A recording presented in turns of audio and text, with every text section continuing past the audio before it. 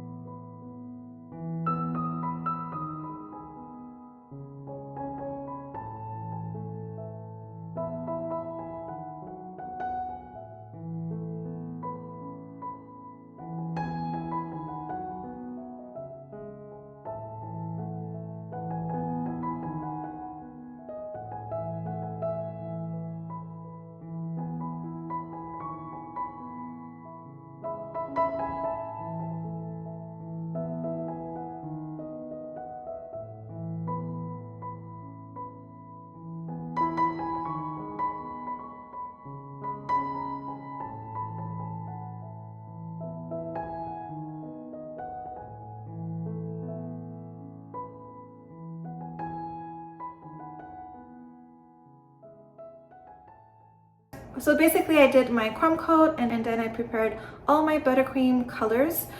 You can use powder, food coloring, liquid, even gel, works fine. And by the way, the buttercream recipe that I use in almost all my videos, the link is in my description box down below, and it will bring you to my blog. And in my blog I have other recipes also that you can go and check that out. So basically what I did is that I started from the bottom, and then I followed obviously the rainbow colors. The client wanted pastel looking colors. This is why the colors are very pale, but you can go as dark or even as pale as you want.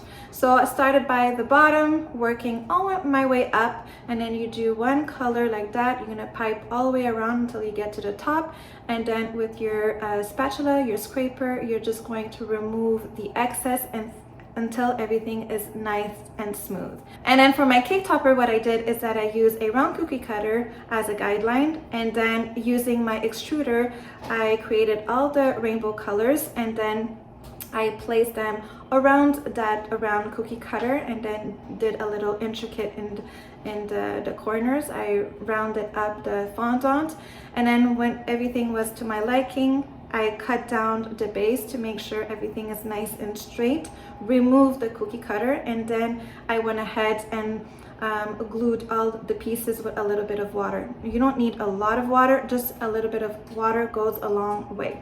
And then what I did, because obviously that's gonna stand onto the cake, I inserted toothpicks in the middle and I let it set there. And it's very important that it sits there for at least 48 hours.